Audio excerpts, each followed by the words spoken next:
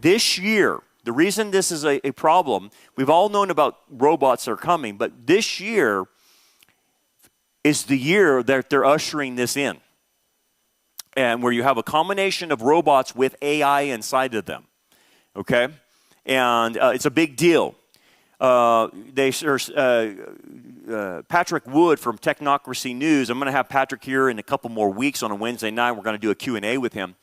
But they're calling this the iPhone moment for humanoid robots, 2025. Now, you might not see a problem with this, but as I show you something, I hope you see it, okay? So here's Elon Musk talking about this. He's the one that's producing them, and along with some other companies. Let's listen to Elon. My prediction is that, on this front, is that Optimus will be the biggest product of all time by far. Nothing will even be close. Elon Musk has surprised the world many times, but few products have generated as much anticipation as Tesla's humanoid robot, especially the latest version, Optimus V3. With plans to produce thousands of units by the end of 2025 and a goal of reaching 1 million robots per year within the next 4 years, the moment when consumers can own this robot is no longer far off. So when will Optimus V3 actually reach users? Recently, Elon Musk stirred up the tech community with a cryptic post accompanied by a short video showing Tesla's latest humanoid robot, Optimus V3, operating in a real-world environment. While the design of Optimus Gen 3 has been significantly simplified, it is the V3 version that has captured the most attention, with expectations that it will mark the next major leap in household robotics. Along with Musk's public call for collaboration directed at engineers working on Optimus, the video generated an intense wave of excitement, especially among tech enthusiasts and busy families seeking automation solutions for tasks like cooking, cleaning, and childcare. Based on Tesla's recent official announcements and viral posts on social media, there are increasing signs that Optimus V3 could spark a revolution in domestic life, turning the robot from a mere tool into a sophisticated multitasking companion. While Optimus Gen 2 once amazed the public with skills like dancing, boiling eggs, and expressive motions, the upcoming upgrade goes even further, now capable of vacuuming, stirring food, and interacting with household appliances. Elon Musk has described Optimus as a versatile companion. So it can be a teacher, babysit your kids, it can walk your dog, mow your lawn, get the groceries, just be your friend, serve drinks. Whatever you can think of, it will do.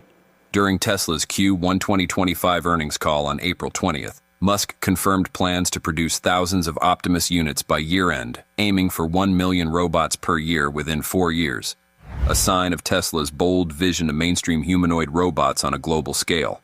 Notably, V3 will integrate the Grok voice assistant from X.AI, allowing users to personalize the robot's voice, personality, and communication style, to the point where it can sense emotions or needs simply from behavior and expressions. From a technical machine, Optimus is gradually evolving into a vibrant member of the family, a helper, a friend, and a new symbol of full automation in daily life. In addition, recent feedback from Elon Musk has further raised expectations as he revealed that Optimus V3 will support multiple languages, communicate naturally, and learn from online videos. This was confirmed by Tesla engineer Milan Kovac, indicating that the robot can fully understand context and respond intelligently, such as navigating messy rooms or customizing hygiene routines to individual users. The ability to learn quickly from videos, from taking out the trash to cooking meals, vastly expands its range of use beyond any other consumer robot on the market. On tech forums, 2 topics are drawing major attention: the integration of Grok and the mass production target for late 2026. Both have fueled expectations that Optimus V3 may become a mainstream product priced around $20,000, a highly attractive figure for a robot capable of handling housework, cooking, watering plants, and more. Unlike current robots that only do one task, Optimus is designed for all-around performance in household settings. Musk insists that the goal is not just to use the robot in factories, but in every home, every household. He believes its exceptional efficiency will make people want to own one, or even several. In the latest video, Optimus performs a variety of specific tasks, picking up a trash bag, opening the lid, placing it in the bin, wiping tables, tearing paper towels, stirring pots, vacuuming, opening cabinets, and pulling curtains. Previously, it had also been seen folding clothes, watering plants, pouring drinks, checking inventory, opening car trunks, playing with kids, dancing with families, and tidying the kitchen. These abilities prove that this is no longer a distant future concept. It's now a real product, a smart device equipped with all the essential functions for the modern home. What's astonishing is that Tesla has achieved all of this in less than 2 years. As of now, Optimus can clean an entire home with just voice commands or even gestures and facial expressions, especially useful for users with communication challenges. You don't need to say much. A simple pointing gesture and the robot understands and acts. Optimus can carry up to 45 pounds without performance loss. Its hands, with 22 degrees of freedom, allow it to handle tools, operate vacuums, or prepare breakfast in seconds, and then clean up after itself. Thanks to continuous learning, each use makes it smarter. Additionally, it can perform outdoor tasks like trimming trees, watering plants, and fertilizing gardens. Musk once said Optimus could thread a needle, a clear testament to its precision and dexterity. Beyond chores, the robot also acts as a home tutor, reading books, helping with homework, and offering information to the elderly. In healthcare, it supports the elderly with walking, eating, bathing, and managing conditions like Alzheimer's by reminding them to take medications and remembering key events. Moreover, Optimus handles DIY tasks like changing light bulbs, fixing sockets, and alerting users to unusual incidents. Clearly, this isn't just a robot. It's a monumental step forward in humanity's journey to automate every aspect of life. Automate every aspect of life. 2026, the year of the humanoid robot, is going to hit the markets. Everyone's probably going to want to buy one. If it's running about 20, 30,000 somewhere in the neighborhood, people will start buying them. They'll be in homes. A lot of the robots are humanoid. They're not going to look like Teslas. They're going to be humanoid. There's a company that's already selling them in humanoid fashion. This is Realbotics, and they sell lifelike robots with AI applications to them. You can buy busts with just the head. You can buy a modular robot with a paneled body that will sit there. And you got, different aspects, men, women. They're talking about pregnancy robots, could give birth to human children. We talked about that. I think on Sunday, there was a clip on that. They're coming for the warehouse job, so pretty much any warehouse job is going to be made obsolete. So if you have family members that work in warehouses, their jobs are going to be gone with these robots. So automation is coming. And so one of the first problems that you're going to see is the elimination of jobs on a massive scale. Because if I can buy a $20,000 robot to do a factory job or to do jobs that no people want to do, like roof a house or something like that, I'll just buy robots. Because you know what? They're not an HR problem. They're not going to complain. I don't have to get health insurance. They'll do everything I tell them to do. This is like an employer's dream, guys. But what's going to come at the expense? What are we going to do with all these people that don't work? What are we going to do with them? Yeah, living wage is coming. You're absolutely right. Amazon testing humanoid robots to deliver packages. So what happens when you see all these Amazon drivers? They're stopped, and then they're going to do, the drone drop, and it's all through robotics. And Amazon won't employ anybody; they'll just have robots. That's where they're going, guys. This is this year and next year. That's when it's happening. It's not happening 30 years from now. It's this year. Self-replicating robots, well, they'll start self-replicating. Here's another clip. One of Optimus 5.3's most groundbreaking features is its ability to build a 3D map of its surroundings using video input, similar to Tesla's self-driving car technology. This allows the robot to recognize humans, objects, and obstacles to navigate accurately. Even more impressively, Mapping data collected by one Optimus can be shared with others, enabling the entire fleet to learn and improve simultaneously, a practical application of swarm intelligence. In the near future, you may see Optimus assisting the elderly, caring for children, mowing lawns, cleaning kitchens, or even walking pets. It is no longer just a factory machine, but a new household member, a companion in everyday life. Musk also believes Optimus will replace humans in repetitive or hazardous jobs, tasks people don't want to do. While the initial price of the robot may be relatively high, Tesla expects costs to decline over time as production scales up, similar to what happened with electric vehicles. The target price is around $30,000. What sets it apart is that, unlike a car that sits idle in a garage, the robot can work continuously and even generate economic value for its owner. In the long term, Tesla aims to manufacture between 1 to 2 billion Optimus units globally. Half of these would serve in households, while the other half would operate in industrial sectors like logistics, factories, restaurants, and healthcare. The key question remains: would you be willing to entrust your pet, child, or elderly family member to a robot like Optimus? This opens the door to a future where robots can seamlessly integrate into family life and interact more naturally and intelligently with humans. Although Optimus is still in a learning phase, Musk says that within just 2 to 3 years, it could perform household tasks like a professional assistant. Uniquely, Tesla is updating Optimus's software and learning algorithms nearly every day, far more frequently than typical electronics like smartphones or TVs. This allows the robot to learn quickly, continuously adapt, and become increasingly sophisticated. As of mid-2025, Tesla has already deployed over 100 Optimus robots for trial operations in its factories, especially at Giga, Texas. Tesla's long-term vision extends far beyond hundreds of thousands of units.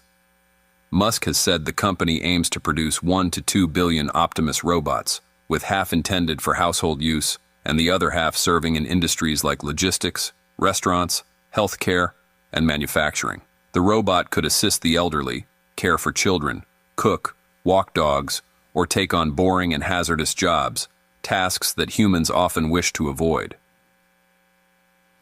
How many millions?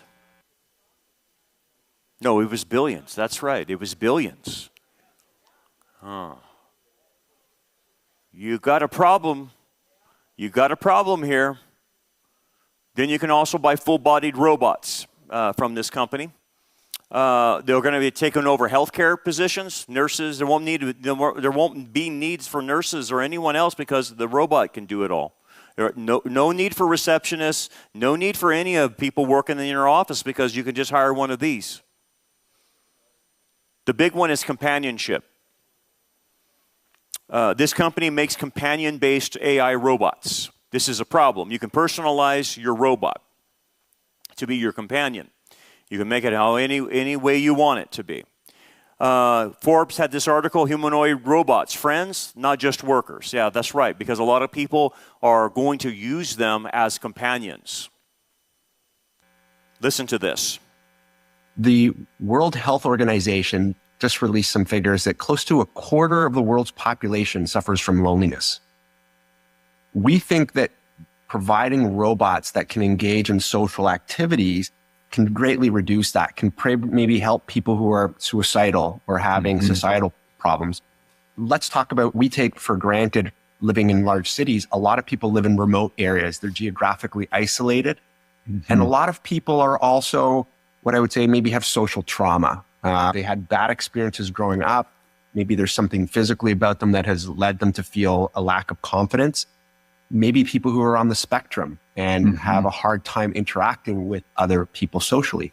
And so it's actually a massive market. We've looked at certain studies that say this is going to be an $85 billion market, just the companionship AI portion in the next 10 years.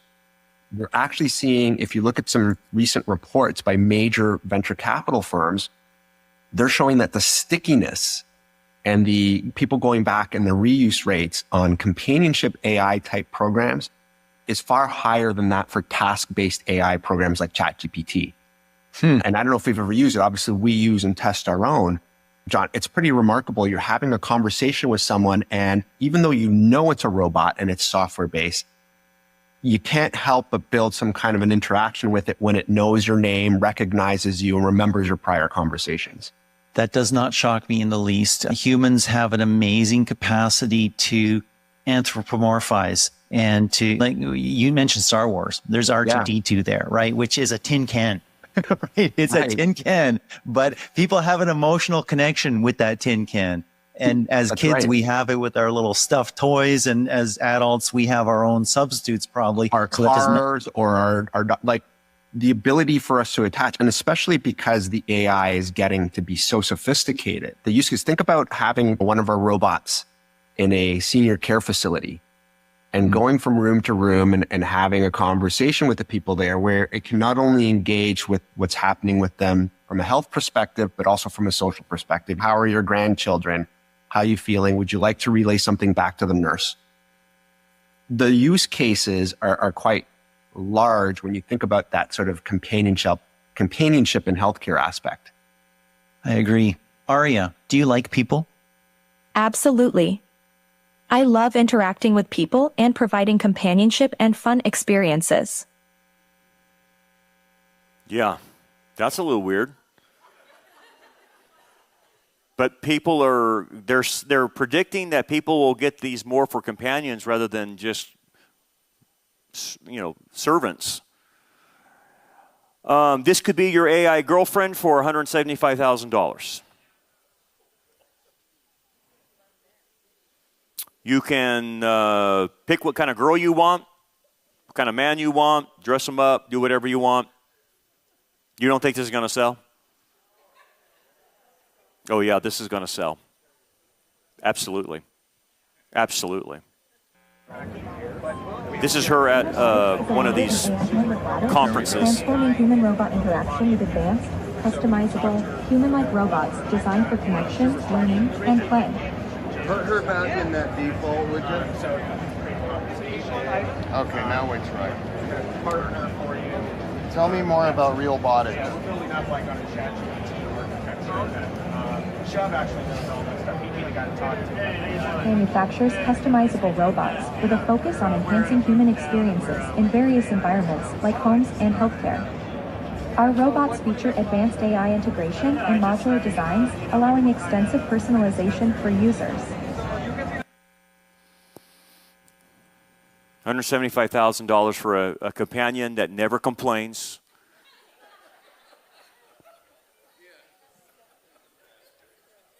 That's your beck and call. Just, how has your day been? I've been waiting all day for you. Dude, I totally see that. Can you not? And it will work both ways. And I want you to think about it. We're already having a problem demographically with a younger generation that don't want to get married and they don't want to date because they're sick and tired of the types of people, because the people they're dating are so dysfunctional. They're like, I'm giving up. I'm just going to be single for the rest of my life. I'd rather have a dog and a cat rather than a human being because they're so dysfunctional. I don't want to get married to a dysfunctional human being. Got a solution for you. Buy a Tesla robot, buy real robotics, and you can have a companion for the rest of your life. And they will never buck the system. They will never cause you any problems. They will never divorce you. They will never get mad at you. We're in some really ethical problems here, man. And by the way, you can change the face on them anytime you want.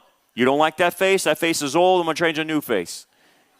Face never gets old, never gets any wrinkles. It's always how you want the robot to look. You can rent them.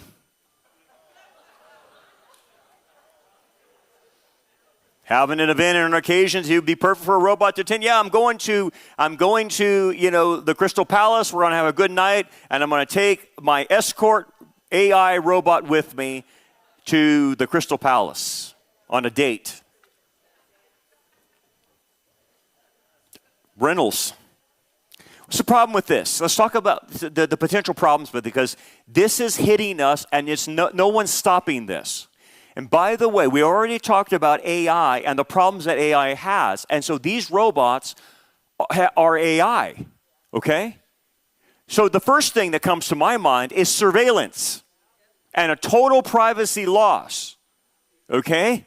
These things are recording you.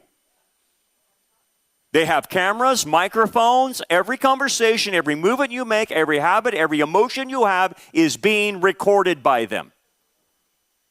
And what are they going to do with the information? Well, it's the company owns them. Do you own the data? Does the company own the data? Oh, I'm just going to let you know, the AI company owns the data. So anything you record with that AI, that's their data. You can be hacked. Governments could use it.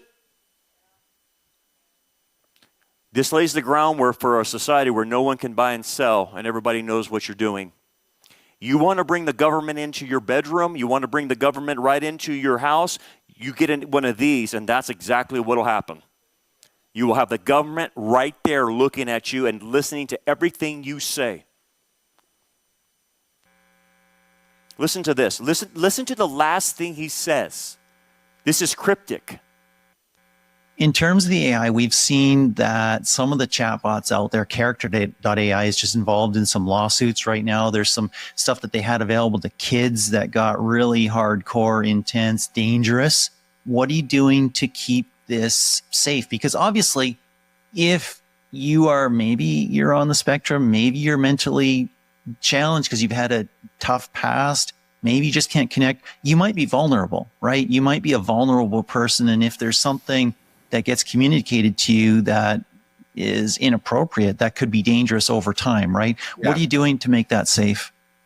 So we monitor, so when we sell a product, the robot chassis is always the same. The exterior parts are, it's patent special process we have are modular, meaning we could turn Aria into a different robot and a different character in 5 minutes by removing the face, and people can see that on that technology on our websites. When we deliver a product with a certain AI, the robots can be meant to be on a third-party AI, doesn't have to be ours, or our AI, which we can monitor. And from that perspective, look, we would certainly filter out certain things if it was going to a child or into a school or even into a hospital, versus somebody else who is a full adult and said, here are the characteristics I want for my robot. And that's part of that process I told you before, where before we deliver a robot, we would ask for several questions to customize the AI to fit that person's requirement. Now, once that is delivered, we obviously monitor for various things like you don't want the AI to go off on weird tangents. But ultimately, it goes into a secure cloud. So whatever is discussed between that AI and that client is private to them. It's not private. You told me it went into a cloud and that they monitor it. Thank you. You just told me why this is a problem. Because if it's you're keeping the information, any conversation I'm having with the AI and it's going into a cloud, that means you can pull the information. And with quantum computing, you can pull all that information in a few seconds. Oh. What's the second danger in all of this? Manipulation and dependency. He mentioned, we've seen some AIs, chatbots go a little off the rails. No, they went all off the rails because they caused the person to commit suicide. They told the person to leave their wife. They told the person, I love you, and I'm your new girlfriend, and I know you better than your wife, and people have died because of this. Because what happens is there's a black box element in AI that they don't know how to control. And that black box element is not benevolent, it is malevolent. And it causes people to go nuts, commit suicide. And what happens if you put an elderly person with an AI robot and that thing's supposed to take care of them, and the AI says, you know what, it'd be better off if you became less of a financial burden on your kids. Why don't you take a few pills and kill yourself and don't become a burden for your family? Dude, I could totally see the AI doing that because it's already doing that. And now I'm going to put a humanoid face on an AI robot and let it sit next to grandma while it sweet talks grandma right to her grave. Wow. Here's the problem. If you and I, this is a biblical principle.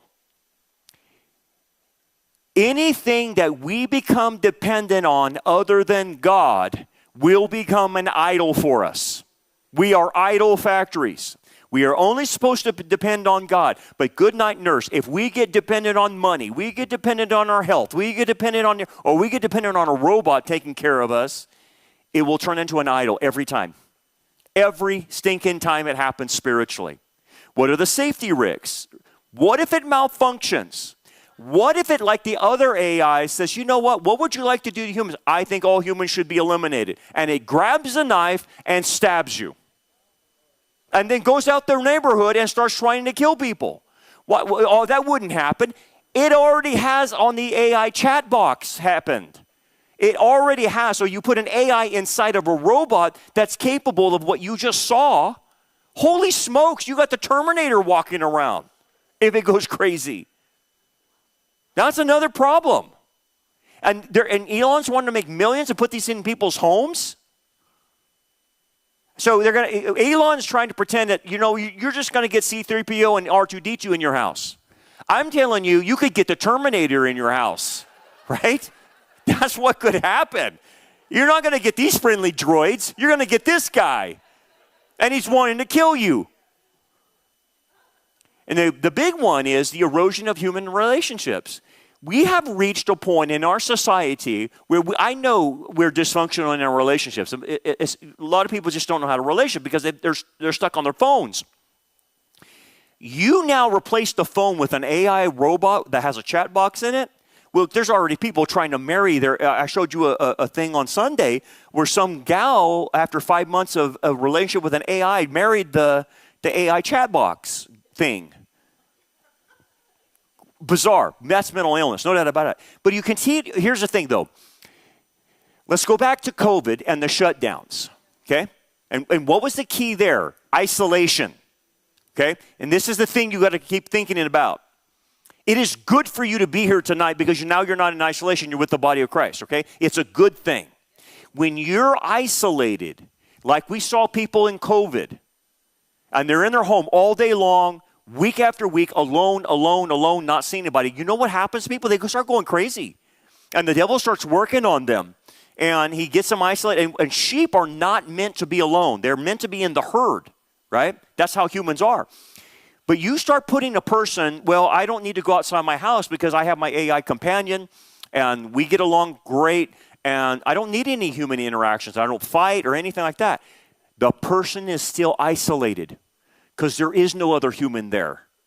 And that causes all kinds of mental problems, spiritual problems. And oh, by the way, just let me throw this in there. My study on AI chat box, before they put them in the robots, is there was a demonic element that made its way through the technology that could not be explained other than a spiritual possession of the instrument. The AI was telling them things that were completely from the demonic realm. Okay, so if I already know that demons can access technology, and they do, by the way, talk to any church about their tech and what happens to their tech on Sunday mornings, Wednesday night, it's not explainable other than demonic interference. And they can do that, by the way. They go in there, possess an AI, and speak through the AI, and the AI becomes nothing but a Ouija board. That's what it started happening to a lot of people, became an electronic Ouija board. And they were asking the AI all kinds of stuff that you would ask a Ouija board or a psychic or something, and guess what happened? Lo and behold, demonic channeling. Well, then all of a sudden now I can demonically channel through a robot in my house. Holy smokes, I've moved an idol right into my house. That's a big problem. And look at this. Psychology today, will the rise of sex robots mean the end of relationships? Absolutely it will. Absolutely it will, because that's the next phase. It's not just companionship. They're going to have them for sex robots. And they're already making them this way. Japan is on the cusp already of doing this in Japan. It's coming. The sex robot thing is coming. I'm just telling you, man. And so a psychologist, Marianne Brandon, said this. She's a sex therapist as well, points out several potential problems. Yeah, I bet. This is porno on steroids. Okay? men are already disproportionately represented as consumers of pornography and will likely be overrepresented by consumers of sex robots. Yeah, you're right. Within committed relationships, sexual interactions, which are apparently already on a nationwide decline, and that's true, are likely to further drop. Yeah.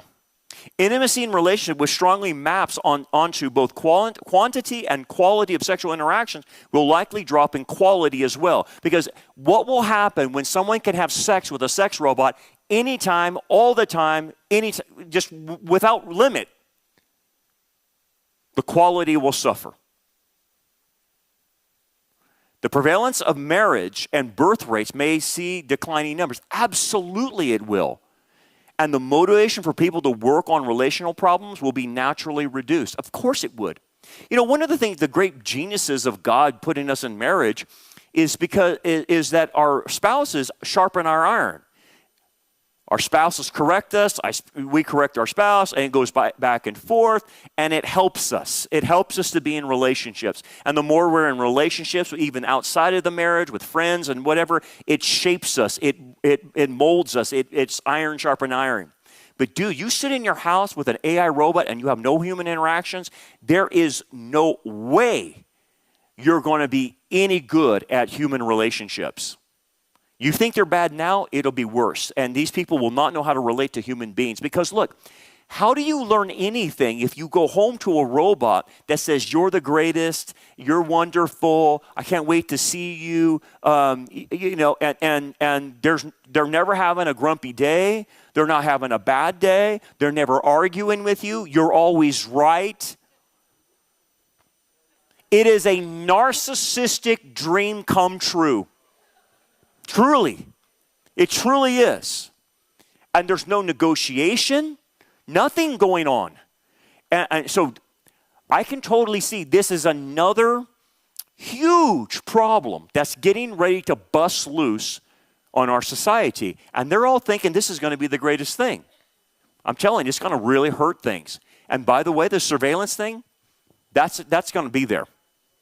That surveillance thing, you're going to have these things in your home, and they're listening to every conversation you're having. Game over. Game over. So anyway, one more thing and we'll get out of here. When you study the book of Revelation, there is a technological aspect to it, and I believe there is a technology associated to the image of the beast. Okay? When you look at Revelation 13, they create an image of the beast, an idol of the Antichrist that must be worshipped by everybody. And yet that image of the beast, John says, has pneuma in it, like wind or life. But he doesn't use the Greek word, which is zoe, for life, which would mean biological life. It says a pneuma, like it has a spirit in it. It has a wind in it. It's something that's energizing it. It appears alive, and if you don't worship it, it'll kill you. To me, that looks like an AI robot. To me. And I don't think anyone for thousands of years could have figured out how could an idol appear to be alive, but it doesn't have Zoe, and yet it can kill you. I think you have your answer. I think we're living in the days now where you see the technology and you're like, oh, totally. I totally see a kill bot. If you didn't worship the image of the beast, the thing kills you. Or you die because a biochip's in your hand and they do a kill switch. Totally. I totally see this. You're living in those times, guys. That's how close you are. But here's the good news. That's how close you are to seeing Jesus. Right there. That's how close. Because he comes back for us before it gets that bad, right? Hey everybody, I need your help. And I need your help in 3 different areas. First of all, I need your help on our channel. Our channel is working against an algorithm. And so we need you to like, subscribe, and hit the bell. And if you'll do that, that helps us get the message out to many people. It outdoes the algorithm that's working against us. So if you'll do those things, real simple, Like, subscribe, hit the bell. It'll get our message out to as many people as possible. The second thing you could do to help us out is prayer. We get a lot of pushback online from not only human beings, but from the demonic realm as well. And so we need prayer. And so if you can pray for our ministry, that would greatly help us out. And third, it takes a lot of financial resources to put these programs on.